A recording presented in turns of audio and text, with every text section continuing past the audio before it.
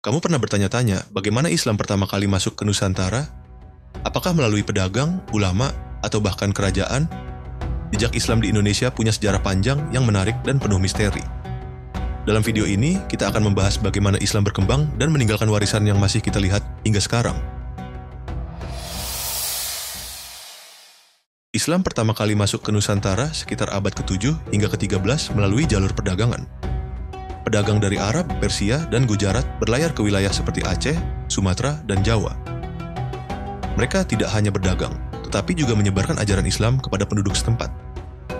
Lambat laun, Islam mulai diterima oleh masyarakat dan bahkan menarik perhatian para penguasa lokal. Bukti awal kehadiran Islam di Nusantara bisa ditemukan dalam catatan sejarah dari dinasti Tang di Tiongkok, yang mencatat adanya komunitas Muslim di Sriwijaya sekitar abad ke-7. Selain itu, batu nisan di Leran, Gresik, yang berasal dari abad ke-11, juga menunjukkan pengaruh Islam yang sudah cukup kuat di Jawa Timur. Salah satu faktor terbesar yang mempercepat penyebaran Islam di Nusantara adalah berdirinya Kesultanan-Kesultanan Islam. Kesultanan Samudra Pasai di Aceh, yang berdiri sekitar abad ke-13, adalah kerajaan Islam pertama di Indonesia. Dari sini, Islam menyebar ke berbagai wilayah lain. Di Jawa, Kesultanan Demak menjadi pusat penyebaran Islam. Para wali Songgo berperan penting dalam mengislamkan masyarakat dengan pendekatan budaya seperti wayang kulit dan gamelan.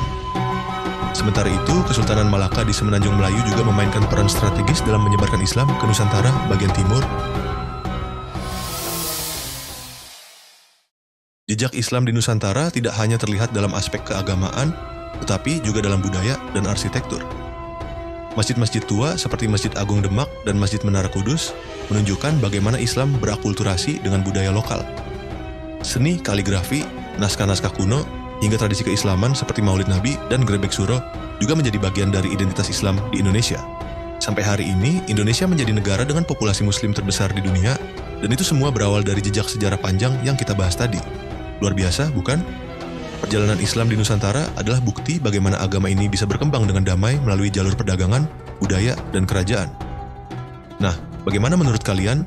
Apakah ada peninggalan Islam di daerah kalian yang menarik untuk dibahas? Tulis di kolom komentar. Jangan lupa like, share, dan subscribe untuk mendapatkan lebih banyak kisah menarik seputar sejarah Islam. Sampai jumpa di video selanjutnya.